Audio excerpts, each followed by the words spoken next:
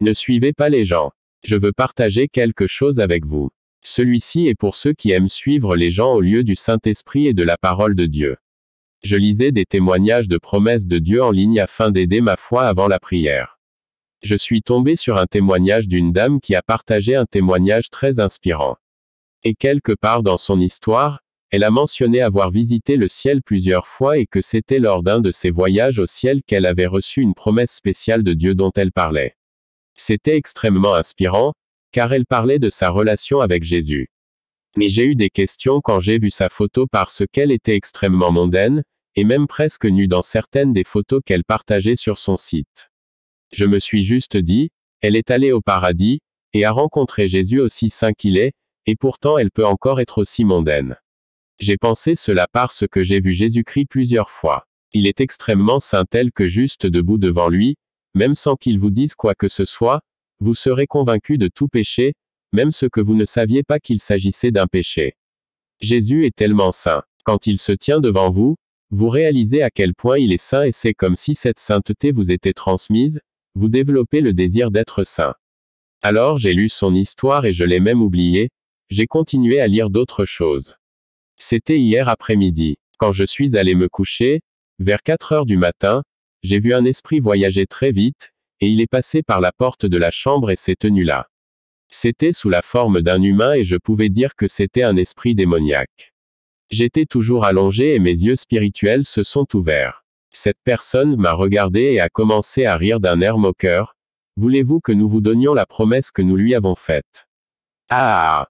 Cette personne a parlé de la promesse qu'ils ont faite à cette dame parce que dans son histoire, la dame parlait d'une promesse qu'elle aurait reçue de Dieu. Je faisais une étude sur les promesses de Dieu. Puis cette personne démoniaque s'est dirigée vers moi pour attaquer et je l'ai réprimandé au nom de Jésus-Christ. Son arme est tombée au sol et il s'est enfui et a disparu. Immédiatement cette personne a disparu, Dieu m'a zoomé pour voir ce qui se passait dans le royaume satanique. J'ai soudainement vu une pièce étrange, c'était au fond de la mer. Cet endroit était complètement dans l'eau, tout comme un bâtiment profondément sous la mer, l'océan, mais à l'intérieur du bâtiment lui-même, c'était juste sec et normal, seulement que je pouvais voir de l'eau au-dessus du bâtiment, sur les côtés et en dessous. J'ai vu une pièce à l'intérieur de ce bâtiment. Les murs étaient entièrement recouverts de miroirs. Puis j'ai vu 2 femmes assises sur 2 trônes. Ils portaient de longues robes royales avec quelque chose comme une ceinture, et tous 2 avaient des couronnes sur la tête. Leurs visages étaient lourdement maquillés et ils avaient tous les 2 des sceptres à la main.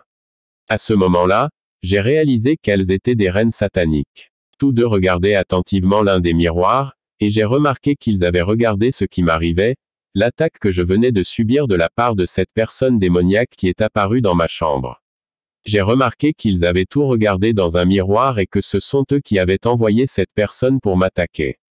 Mais quand ils ont vu que la personne s'était enfuie après que j'ai invoqué le nom de Jésus, ils se sont tous les 2 désespérément levés de leur chaise, leur miroir s'est éteint.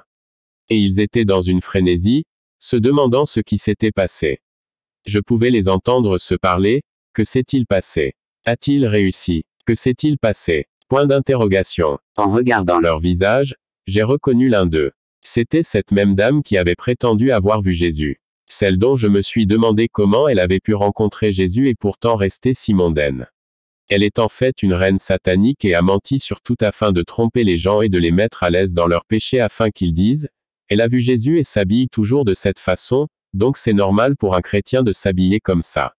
En fait, elle travaille directement pour Satan, n'est jamais allée au paradis et ne veut pas non plus que vous y alliez. J'ai été choqué et j'ai commencé à penser au nombre de personnes facilement trompées. Au lieu de laisser Dieu vous parler directement à travers sa parole et son Saint-Esprit, certains approuvent des choses que Dieu considère comme des péchés simplement parce que quelqu'un qui a un témoignage du ciel le fait aussi. La tromperie est si grande. Dieu a révélé tellement de choses que nous n'avons même pas partagé la grande tromperie. Mais ce que je peux vous dire, c'est que c'est le moment de chercher Dieu par vous-même. Ne comptez pas sur une personne.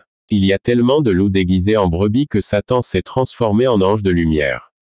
Veuillez développer une relation personnelle avec Dieu, si vous ne voulez pas être confus et perdu. Dieu ne vous mentira jamais. Il veut que vous soyez sauvés. Lisez la Bible comme jamais auparavant, priez comme jamais auparavant. Si vous n'avez pas encore reçu le baptême du Saint-Esprit, Jeûnez et priez pour que Dieu vous le donne, car vous en avez vraiment besoin en ces jours sombres.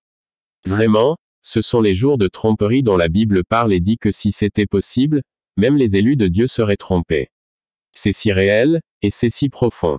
Vous avez besoin du Saint-Esprit. Shalom et marche avec Dieu.